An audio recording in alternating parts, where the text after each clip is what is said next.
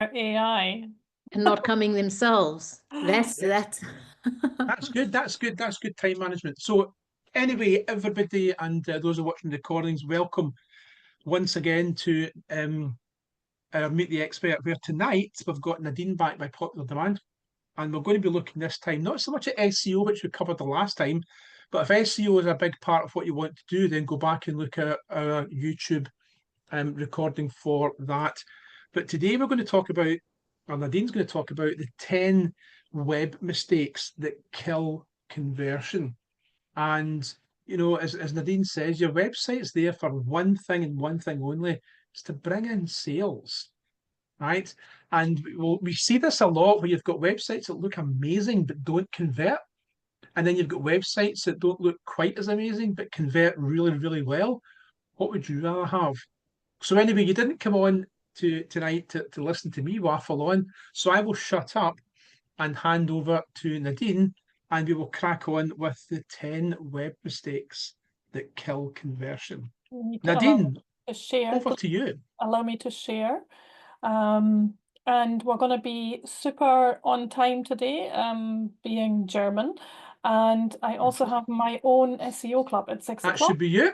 Yeah, so I've got my own SEO club at 6 o'clock. So that needs to be, so I need to be off it just at 5:59.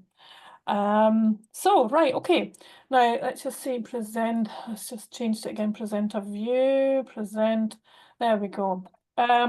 So let's talk about the 10 website mistakes. Now I talk really fast. If you have any questions, heckle in between, ask me questions or pop the question into the comment. I'm more than happy to answer them after. So I run a web design agency here in Dunfermline in Scotland, and my training side of the business is called the SEO Club. I'm Nadin Thomson. I'm married. I'm a mum of a cat, and I am or he was a professional photographer, and I now do mostly nature and wildlife photography. So let's get straight to the point and stop the waffle. How many website visitors do you have a month? Shannon, keep your microphone open, and Carl, keep your microphone open as well. Shannon, how many do you have per month? We have more than 1,000. Okay, and Carl, how many have you got? I have not a Scooby-Doo. Okay, so with more than 1,000, Shannon, how many website visitors? Let's just say that. How many website visitors do you want a month, Shannon? As many as we can get. The more, the merrier. Okay. The Carl? most number. Carl, how many do you think you need? Oh, press wrong button. See, I'm not good with computers. Just leave the microphone on. I always switch it off just in case, because we've had some meetings where background noises from participants, not myself, have been a little bit unwelcome. So I have a small building company, me and my son, and we try and work very locally. So what I want from my website is not volume, it is quality, and it needs to be very, very local. So I'm not chasing big numbers, but I'm chasing the right people. Okay, good stuff. So quite often when I work with people is that they want to have lots and lots of traffic, but when we look at this one here, so do you get a lot of inquiries, Shannon, or sign-ups? We do get a lot of inquiries. A lot of them, we drive website traffic to our website, but there's not, we get inquiries, but not all of them are converting. They're not all converting inquiries. A lot of them are quite spammy. And not necessarily, I don't want to say trolled almost, but it's just maybe people come across your form and it's not really the market, not related. They just filled out a form. Right, okay. And Carl, how many inquiries are you getting a month? I would say possibly between 8 and 10 that are coming through our contact us page on the website, and 50% of them are genuine customers and 50% are companies trying to sell me things, Yale.com, for example, or SEO or social media, that type of stuff. So basically you're getting 4 or 5 real inquiries a month? Yeah. Right, okay. So how many inquiries, and the next question is, Carl, as well, of those, let's say 5 inquiries, how many do you convert into customers? This is the good thing about the nature of our business. The conversion is very, very high, and I'm going to put a 75% on that, because people usually are getting in touch because they have an issue with their property and it needs sorting. So and 4 inquiries return into 3 customers. yeah, I would say that. And do you have capacity to get 10 inquiries that turn into 8 customers? We've certainly got we've got the potential to do that. So with the services that we offer, it's not necessarily the same product. So we could get one inquiry that would have, say, a 3-month job, and we could have one inquiry that has a 3-hour job. Right. So, okay. So yeah, they're all very different, being a building company. Okay, cool. So first of all, let's go back to the traffic, is that you don't need thousands of visitors a month to get customers. And I'm going to show you an example. And it's always good to look at things that are completely different to what you do. So I used to do wedding photography and proposal photography, and that was my website. And in that month, like October 2022, this part of the website, so the whole website had about 5,000 visitors, but this part of the website, the proposal, only had 98 visitors, which turned into 11 inquiries. And I converted 6, and the ones I didn't convert, I passed on to somebody else because I was so busy. So that's a really high conversion rate. Now, the standard website conversion rate is between 2 and 5%. So that means for every 100 visitors, you should get on average 3 conversions. And a conversion could be a newsletter sign up, or somebody buys something, or somebody sends an email. So that's a conversion. So 3% is the magic number. So anything above that is brilliant. Brilliant. So more visitors doesn't necessarily mean more business if your website's not right. So let's just get into the top 10 things that stops your existing visitors from inquiring.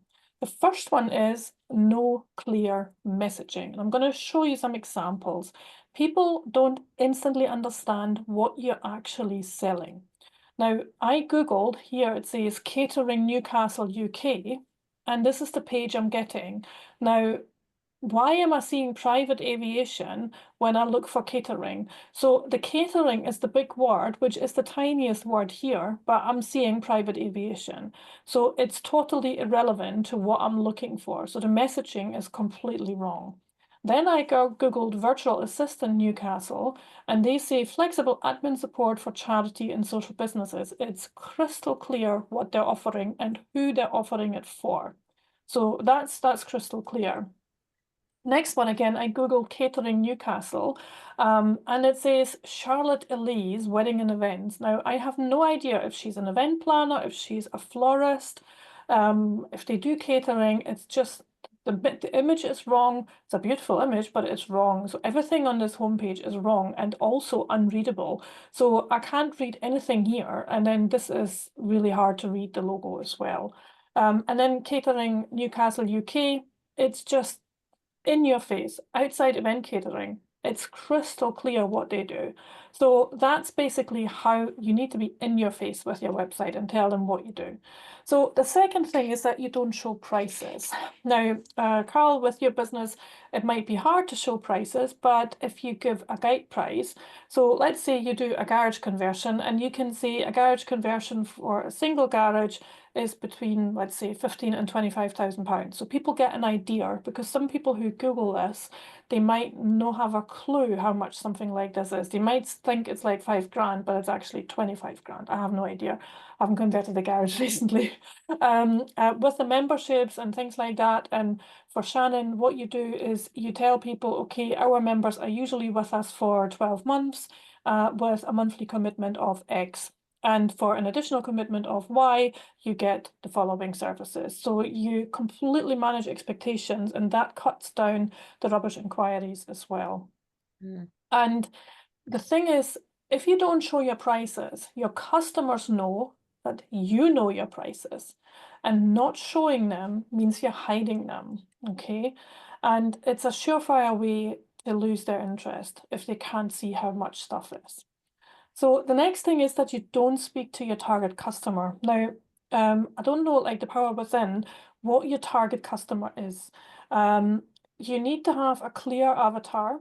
And I did this exercise, oh God, 15 years or 20 years ago, well, 15 years ago, for my wedding photography website. And this marketing person told me, who's your target customer?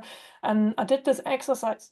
I wrote down all of the wedding clients that I had, names, and some things like what they did as a job, if they had children before, if they had a dog or a cat, how old they were, if they lived together, if they were in the UK, and so on.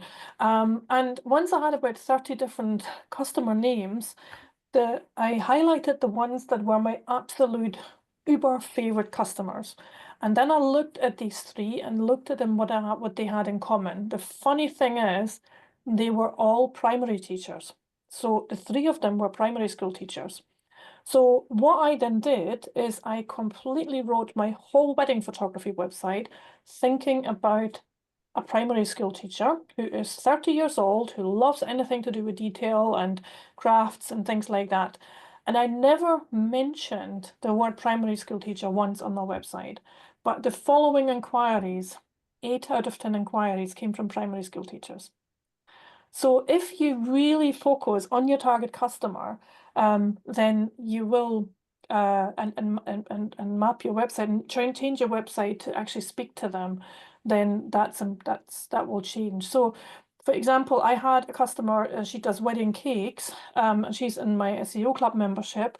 And she says, oh, I continuously get inquiries for these cakes with Disney figures on it, and I don't want to do them.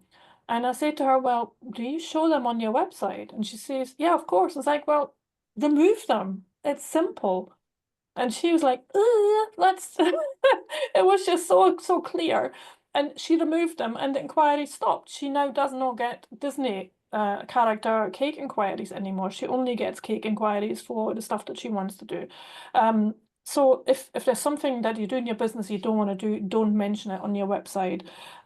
If there is something on your website that you do 80% of the time, that part of your website needs to be 80% of the content on your website. So if you have 5 different services and one of them dominates, so Carl, I haven't got a clue what you do. It's something to do with buildings, I don't know what your main service is. It doesn't shout to me. To me, when I look at the picture, it looks like you're building houses, but I don't know if that's correct. So that's my first impression I have with the website.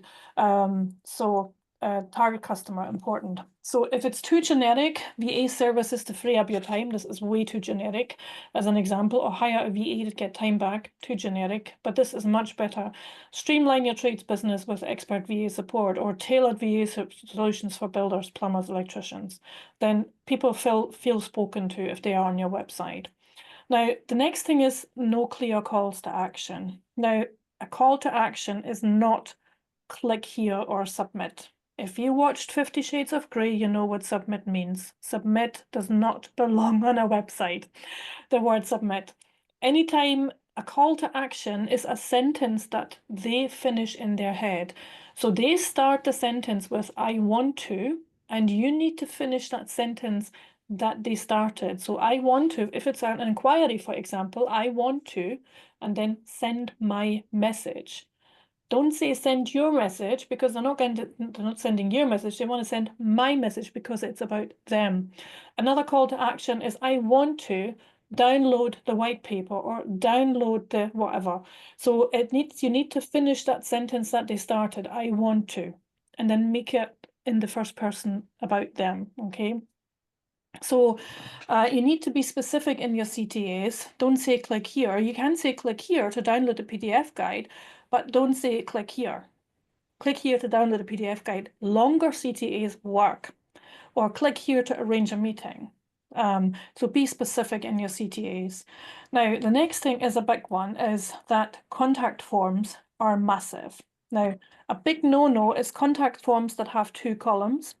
So always have all the fields below one another. Don't have two fields beside one another. Never ever split first name and last name.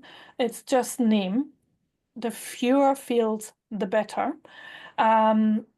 Email address and message is fine. Telephone number is possibly okay as well. And if you are a date business, like an event business, that's you, Stuart, then you put a date picker in there as well. So, and show me why this is, I'm going to show you why this is important. Fewer fields lead to more inquiries. An example, let's just say for Carl, let's say a new client is worth 20 grand and your contact form has 10 fields and you get 3 inquiries a month and one of them becomes a customer. And now you change that to 4 fields, you now get 6 inquiries, you convert 2 and you get 40 grand turnover. So that's a doubling of turnover just by reducing the fields down. Carl disappeared. Do you think he's going to come back, or has he got an I think he by mistake pressed the wrong button probably and logged himself off, probably. Okay. I'll let him back in. You'll come back in a minute. I'll let him in. Okay. So you only need to ask for these things: name, email, message, and telephone number. Never ever ask for how did you find me? Because we are not a company that gets 2,000 inquiries a day. That if you get too many inquiries, that's when you introduce another field and another field. If you want to know how they found you, look at Google, because Google tells you how they found you, or you ask them. But don't bother them at that crucial stage. Make it super easy for them to get in touch with you. So this one can be changed today. There's Carl coming back in.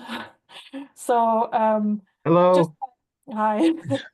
So just by removing unnecessary fields, you could double the turnover. Don't believe me, there are statistics on that.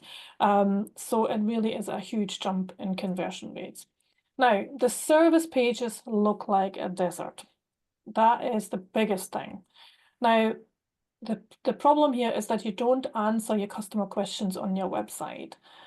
People want to know 80% of their questions answered before speaking to you. They don't want to ask you, they don't want to contact you and have their questions answered. They want 80% of their questions answered before speaking to you. Years and years and years ago, we had to go to a car showroom and ask all the questions there, but now the internet gives us all the answers. And if we are convinced that we want to test drive a car, that's when we go to the showroom, but not before we have the answers. For example, if somebody has 10 questions about your service, they expect to find answers to at least 8 of these on our website, and only then they want to contact you. If you don't have content on your website, they will not get in touch. So how do we do this? There are 2 things we can do.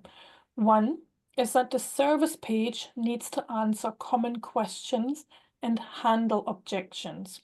And the second one is to write a blog. Now, the common questions are questions that relate to a specific service. So Shannon, for you, it would be business coaching. You can use ChatGPT and come up with a list of questions, and then you answer them. And objection handling, a common question is actually phrased as a question, and objection handling is a statement. An objection would be, business coaching is way too expensive. Okay, that's not a question, that's a statement. An objection is a statement, and you then write the answer to that statement and why it's worth it investing into that. Okay, and for Carl, for example, for building services, you will have lots of objections where people not want to go down the road of booking. So, and the next thing, so let me show you an example. A builder's website here. This was done, a website that went live in May. This website had over 800 pages. Their service pages were absolutely boring. It was like me, all about us. All were apparently optimized for local search engine optimization, and they received on average 1 inquiry a month. So we redesigned the builder's website. We cut it down to 2 pages, 2. So with all the bump, like the home and about, but the 2 service pages. And they answer all the questions. And it went live, I think, on the 8th of May. And in May alone, they received 10 inquiries. And that's the power. And guess how many visitors they had in me? Have a guess, Shannon. I'd like to say a lot, but they probably only had a couple of hundred. Oh. 500, maybe 300. Stuart? So they got, 10. what did you say, 10 inquiries there then. So I'm gonna go with 500. Wow. 37. Whoa, we were both way out. So it's huge. So that's an So, incredible conversion then. That Yeah. is huge. yeah. So that's because we answer the questions on the service pages. And the next thing is about the blog. The blog is not a business diary. Yeah. No one cares what you did last week. Okay. You need to answer your customer questions in detail on your blog. And you should read this book. And he's actually written a new one now, which is a follow-up of this one. It's called Endless Customers. Marcus Sheridan. It's an amazing book. It goes deep into AI as well. It'll be the most mind-blowing book that you read about content marketing. And then another thing is that people use FAQs wrong. I was doing a website for a baby feeding consultant, and she had FAQs littered across her website, and every FAQ had like an A4 page of an answer. So somebody asked a question, she answered it. And an FAQ is something you can answer with one sentence. And it should only, generic FAQs should only be used for transaction questions. How do we pay? How do we contact you? Are we locked into a contract? Do you accept card payments? Stuff like that. So that are generic FAQs. So if you see an FAQ button at the top of a website, that's the questions that go on that. On your service pages, you put very specific, service-specific FAQs on the service page, but they have got nothing to do with the transaction. They are to do with the service. Okay, Stuart, you raised your hand, or? Yeah, quick question here. Can you use your FAQs to manage and handle objections? No. The FAQs, hi Joanne. The FAQs should only deal with how to deal with you as a Okay. business. They seem to- The objection handling is done on the service page. Excellent. I'm going to show you an example in a minute. The next thing why websites don't convert is people use testimonials wrong, and I'm going to say something really controversial here. Remove your testimonials page. No one reads it anyway. Controversial, yes or no? It is, but do Absolutely. they not watch testimonials like inside pages and consumers content, not as an external page? Turn every Turn page on every your page. There website. you go. Turn every page on your website into a testimonials page. Yes. Use your testimonials like seasoning and sprinkle them across your pages. Don't whack the salt onto your soup, just sprinkle them. Okay. Use at least one, but no more than 3 testimonials on every single page that has to do with sales: homepage, service pages, contact page. Pull out the juiciest comment in a testimonial. You don't have to keep the blah. I mean, we love it when our customers send us a lot of text, okay? And it's amazing to read it, and because it strokes our heart and our soul. But there's a lot of blah in there that other customers find really boring. So I'm going to show you an example. That nobody's going to read that. It's just boring. So this is the same testimonial cut down to the juicy bit. The cake was delicious. We received 4 sketches. Perfect. So helpful through the entire process. So blah, that's what it needs to be. Now, testimonials, quite a lot of times people put on like, what do our customers say, or nice words from our customers. Now, scrap that. That is zero information. Put a testimonial into a box, make it in italic, and people will understand it's a testimonial, and turn the headline, as in what our customers say, make a headline about like the cake was delicious or the work was amazing. So that's what needs to stand out. So The next thing is to avoid testimonial sliders. They are really bad for usability. Don't use any sliders on your website, not in your header. Use a video if you must, but don't use sliders. Sliders are the worst thing you can do on your website for any kind of information. Because yeah, don't get me started on sliders. The next thing is you only talk about features on your website. So your service push looks like this. Let's just say you offer a VA service. So it might say something like you offer 3 hours per week and that's £99, or monthly payroll is £129. But it should look like this: payroll package, so benefit, stress-free, cost-effective, time-saving, compliance, scalable. And then you put the price at the bottom. The price needs to be at the bottom. And if you can't be bothered with the £129.95, get over yourself and use it. Because it is psychologically working. If people like John Lewis, Tesco, and all the big companies, they all use £29.95 or £29.97, it works. And it works for a reason. There's a psychological thing, and make sure you use that 995 thing. Even if you're using building services like Carl and you're offering a service for 15,000, make it 14,997. It's it's £3 different, but it does work. Okay. So the last thing is, of the 10 things, it's that your website just talks about me. And that quite often people start their website, their sentences with "we" and "this is what we do," and "me, myself, and I." So, and any time when you write something for your website, if you catch yourself with writing "me, my, our, we," replace it with "you," because you address the customer. You should use the word "you" 5 times more as you use the words "me, my, and our." So always make about them. The ratio should be 1 to 5. 1 times me, 5 times you. So what now? You can take a website masterclass, which has got don't copy that link, this is the wrong one. I've got 15 lessons. Here's actually 20 lessons now, that tell you exactly what to put into your header and footer, what you can put into your navigation, what to include in your homepage, fonts and colors, and there's lots of stuff in there about AI as well. And because I turned 50 last month, I'm giving you 50% off. So it's called Fix 50, that's the code. And if you scan it in, then you can take the class. The lessons are super short. This is where it comes to the end of my presentation, and we can have questions.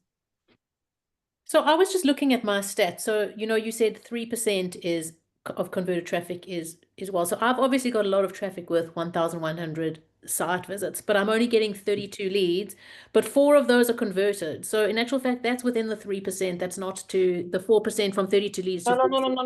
The leads is not the number here. The conversion is the number of the inquiries. The number, yes, inquiries. I got 32 inquiries. And from of those, I got 4 sales. No, so just look at the inquiries. The conversion rate is the conversion on your website. So okay, so the number of inquiries I get. Yes. So it could be inquiries plus newsletter signups, for example. Okay, as well, all of them. Okay. Yeah. Could bunch them all together. Yeah. Okay. So that's people who are reaching out to you to do more. So that's the conversion rate, yeah. Okay. And then the other rate that you said, you got 4 sales out of 30, that's your sales to lead time conversion rate, yeah. And what is an average? Is the standard industry standard for that, or depends on industry? It depends on the industry. So there are websites which have got a much lower conversion rate. For example, anything to do with e-commerce is much lower. It's 0.5 to 1%. So they need to drive a lot of traffic to get sales. And also if it's a website that is national with online coaching and things like that, I would expect inquiry the conversion rate to be lower as well. Okay. But websites that are local businesses, the conversion rate with a good website can be 10 to 15%. Well, that's okay. Okay. So that's Carol then. You know, that suits you, Carol, on the local side. Nadine, here's a question around blogs, right? I've seen some blogs that get some really good inquiries. Is it urban legend or is it wise to have the title of your blog a well-known search term, so that when people are searching for that particular term, Yes. then you've got a blog as the title, as an H1 header, for example? Does that make sense? Yes. So let me show you. I am just starting the blogging for a company, and I'm going to show you what we've just published today. It's not this one, it's this one here. I'm going to share this. So the keyword that we are optimizing for is conservatory roof sales. That's the keyword that we have figured out we can rank for and people are searching for. So the whole headline is great, but the keyword that we're optimizing for is conservatory roof sales. So that keyword needs to be part of the headline one. It needs to be in your URL with dashes in between, conservatory roof sales. Never use underscores on websites. And it needs to be part of the first headline of the first content part as well. Google needs to find. So Google understands that all of this is about conservatory roof sales.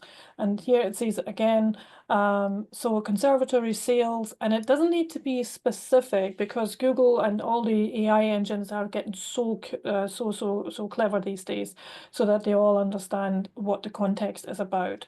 So why choose roof sales? So we're using the word quite a lot in here. To basically indicate to Google what this is about. So we're answering a lot of questions in here, and then even at the end, we have got a whole FAQ section around the conservatory roof sales on the back of the blog. And then find out more, as in I want to find out more.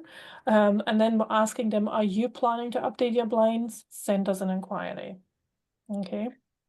At what point do they see it as keyword stuffing? Because there is a limit to there's when you're writing the content, there's an amount where it becomes keyword stuffing, and you don't think that that's really.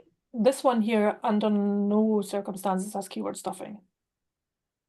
I've pointed these things out, but people are scanning this, and they need to see how do conservatory sales. If it reads okay, if you read it out loud and it reads okay, that's not keyword stuffing. And there's also tools that you can use that tell you it's too much. Okay. Mm-hmm. Joanne, what do you do? I have a building company. Oh, building company as well. Cool. Yeah. Fantastic. Yeah, good stuff. Yeah, about the keyword stuffing, again, Shannon, do you use a WordPress, or what platform is it on? We could use WordPress. Yeah, so you can use like Yoast. all-in-one SEO or Yoast, yeah. And Yoast tells you, it gives you the green light once you've done it correctly. But that is just a checker tool. That is not guaranteeing any results.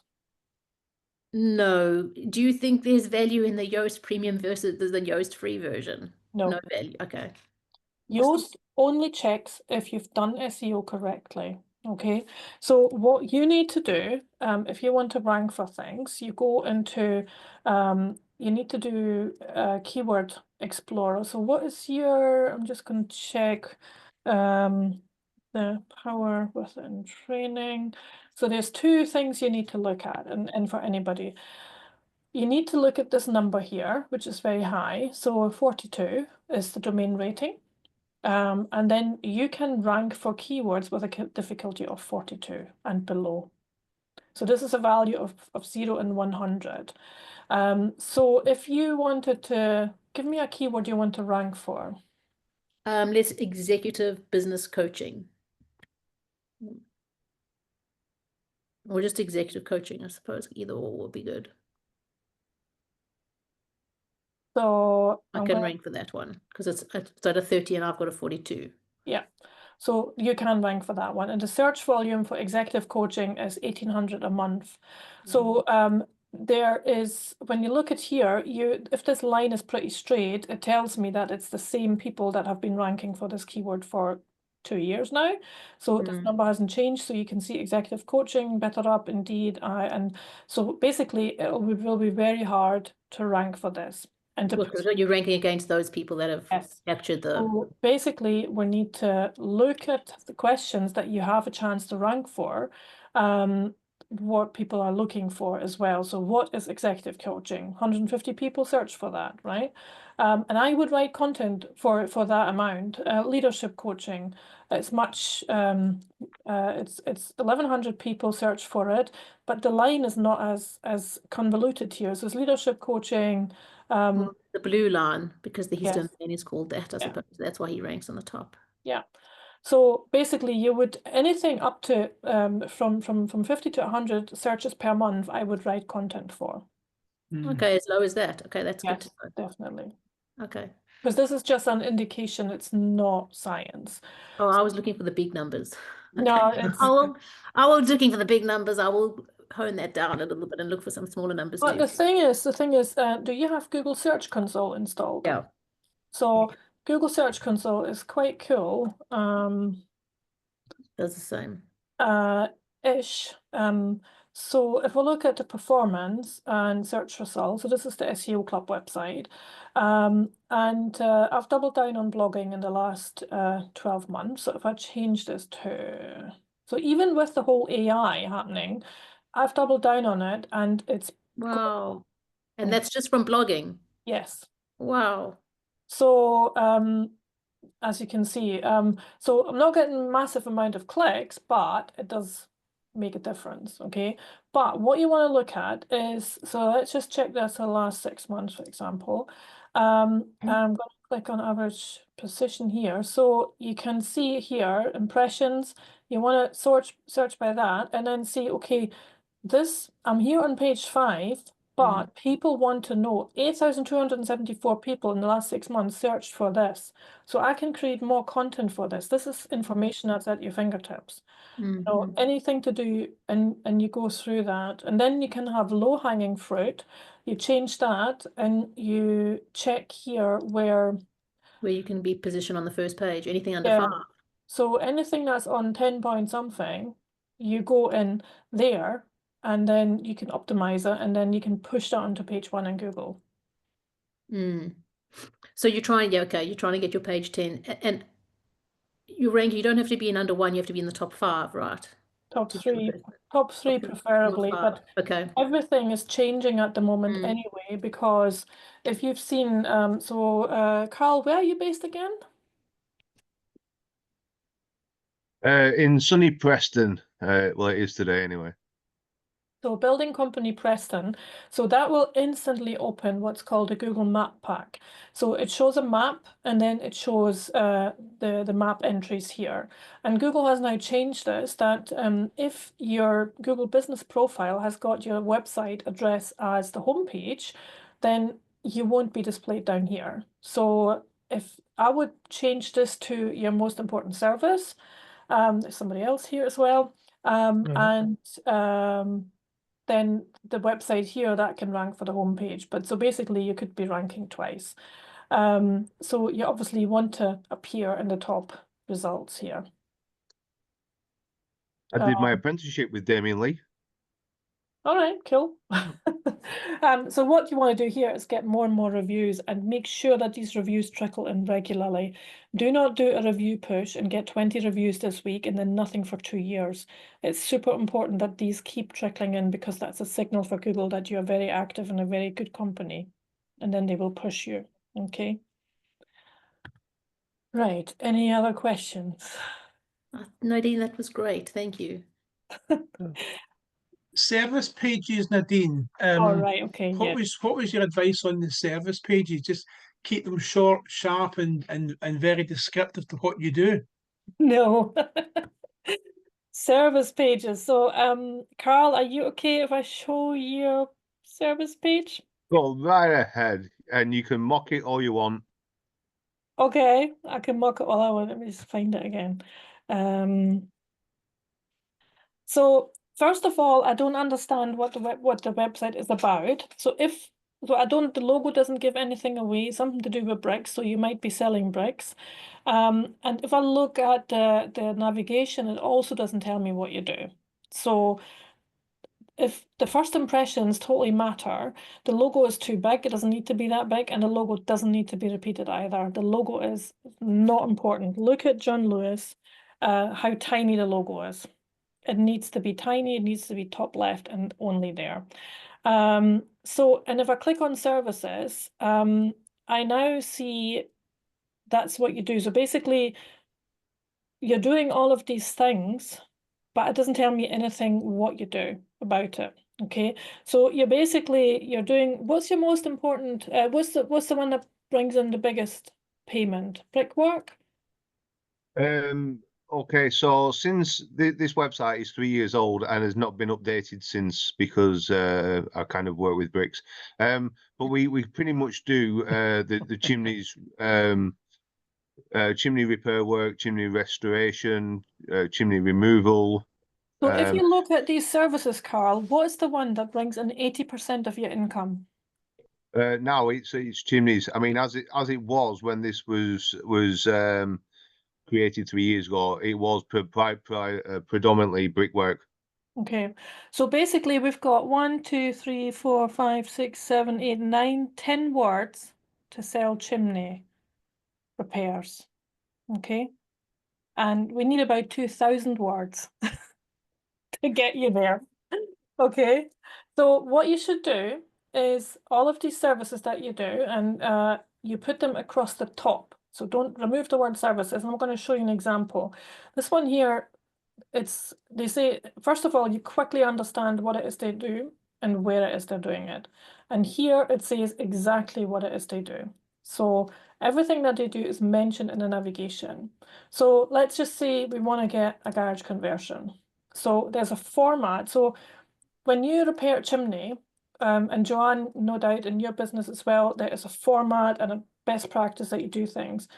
And the best practice for a service page, for a website to convert, it needs to have this format. It's just a formula. You don't need to like it, but it works. You need to say what it is you do. You need to say where you do it. You have an introduction. Then this is about garage conversion. So you say it's singles and doubles, but freestandings as well. Again, repetition of location. Testimonial. Repetition of what it is you do and where you do it. That's for Google and for the user, just to confirm. Then you explain to them what happens when they work with you. So in this case here, you assume you have got the job. So we start with the drawings, you clear the garage, we plan and design, blah, blah, blah. So you explain exactly every single step so these people understand how what it's like. Then you add FAQs. Now, these are not the FAQs about the transactions. These are the FAQs about the service. So do I need planning permission? How much does it cost?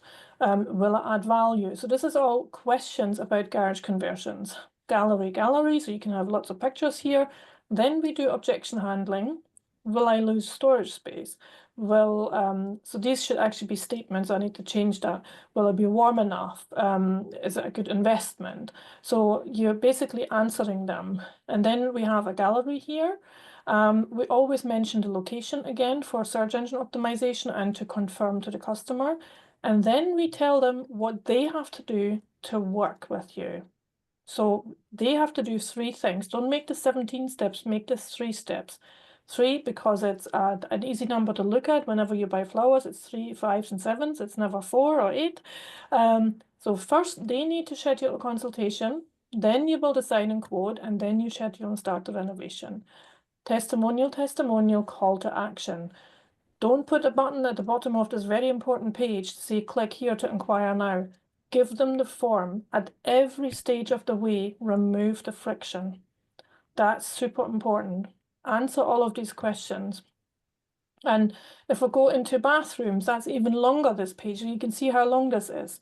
Pull. We're talking about storage solutions, so people at floor and walls and all this kind of stuff. So the longer your service page, the more inquiries you will get. You need to keep people nodding along when they look at your website and guide them down the funnel. Okay. Thank you Does that for make that. sense? Wow. Can I ask you if you can do a quick critique on proactive website? What's your website? Proactive cleaners.co.uk. Okay. So providing quality cleaning services, what's missing here is for whom. I can assume it's domestic. Yeah, it says it just under it's just the sub text there. We provide bespoke cleaning just below the. Can you read this first? Have you seen this? No. Right, I'm going to show you this in big. Go and read this. Yeah. Okay, Got it. that's Yeah, the yeah. problem on your website. I'm not going to read that, it's too small. Fine. Okay, that makes sense. Okay. Okay. No, that's fine. That's fine. So I need that some feedback. that telephone number here doesn't need to be there. That is great, but it doesn't need to be there because it's here. So it's duplication. Offers, you don't need to change and don't need to put Proactive Group in here with a link to proactivegroupuk.com. So fully accredited, that might be useful. So again, you're hiding what you do. So if I didn't know anything and just look at your navigation, I haven't got a clue what you're selling. So I would split out the navigation into, so when you look at my business website here, all of the company stuff is up here and all of my services are here. So people instantly see what it is I offer. So the locations, it's important, but the This is locations, a mega menu. I know mega menus, but mega Yeah. menus are not, it depends on how many you do. So factory, retail, so commercial cleaning property, it might be, if you're offering all of these services, it might be necessary to have a mega menu. So get a quote, I would reduce that down. And never have this in columns, only have the fields below one another and have it much narrower. And a Okay. contact form that is really wide is very confusing for people, and especially one that has columns. So I would have name, not first and last name, just name. Allow them to choose how much information they want to give you. Okay. Email address is fine, phone is fine. I wouldn't make that mandatory though, because a lot Okay. of people, address, you don't need that at this stage. Service area required, you don't need that here. Just give them a field. Okay. And Fine. they will tell you what it is about, and don't ever have this pre-ticked. That's illegal. Is it? Yeah. Okay. I see. It's like privacy And policy. then change submit to send my inquiry, because submit comes from 50 Shades of Grey and has nothing to do on the website. What's that there? Which one? Submit. Okay. Submit comes from 50 Shades of Grey.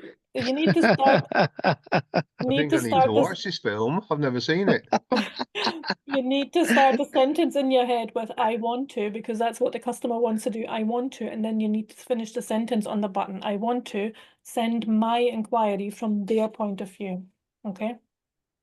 Okay. Really Excellent. cut I this love down. that. So this is like mine: name, telephone, Send. email, message. Send. Ah, okay. Okay. Change, submit. Okay, these are brilliant. Okay, send Property to. cleaning. So let's just click on one here. Care homes. So it's a B2B business. The website also seems to be slow, but that might be my Zoom. It seems to look really professional. This is great positioning here. Promote safer care.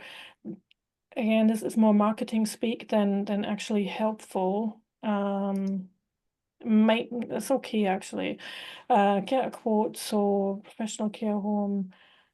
Why choose? So this is more about you, but it needs to be more about them. Again, let us make, we carry out, so it's all we, if that makes sense. So if I do a search for we, it's 45 times we have used the word we on this page, and you is 38 times.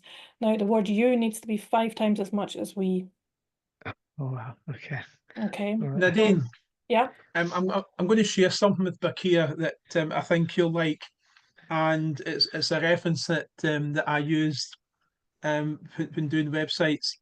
And the question is this: have you weed all over your website? Thank Right? you. Have you weed all over your website? And if you've got, and the reason for that, Bakia, is feature words. When you've got lots of features in your website, excuse me, they'll naturally start with I, we, us. I have been established for 47 years. We were established in 1972. Nobody cares. We this, we that. Have you weed all over your website?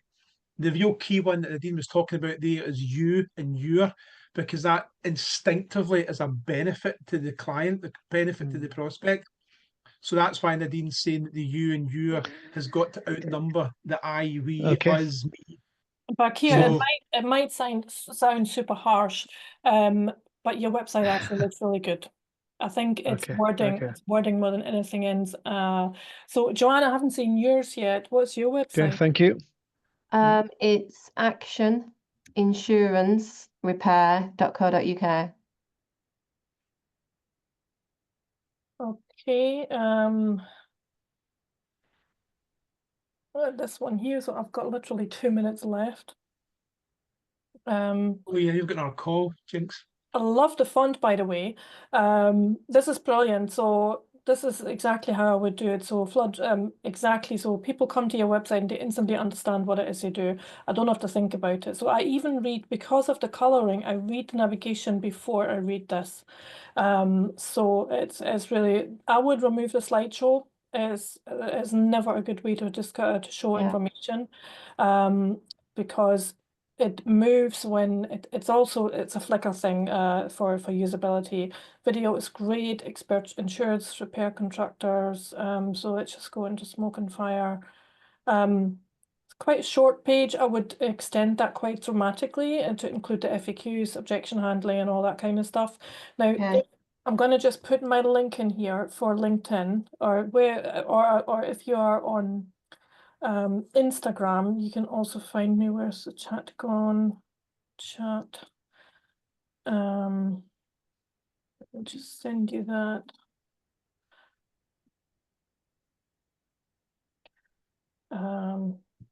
If you go to this one, if you message me, I could send you a PDF on how to create a service page that converts. So it's actually something that I've got stuck in the wall here beside me. It's a template here that I use, and I'll send you that with an explanation.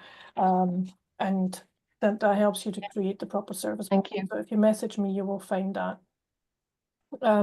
Yeah, cool. So we've literally got 1 minute left. If anybody wants to talk to me more in detail, just message me. LinkedIn is an option as well. I'm just going to send you my link here quickly, and then Stuart, you can probably chat some more. Let me just see with the guys in the call. Let me just go in here. So you can connect with me on LinkedIn. I will email everybody tomorrow and give them your contact details. Excellent. Thank That's you. good stuff. And if anybody Excellent. needs any sort of help with blogging and things like that, I've got lots of guides going on, because you don't need to book a big SEO package. I can just help you and provide you some guides with blogging and things like that as well. Right. Fantastic. Thank Excellent. you. Thank you. Thank you so Thanks, much. Nadine. Thank you, Thank you. guys. Really I'm going to appreciate that. shoot my next one starting. Cheers. Bye. Okay, Cheers. see you. Bye-bye. Bye. Bye-bye.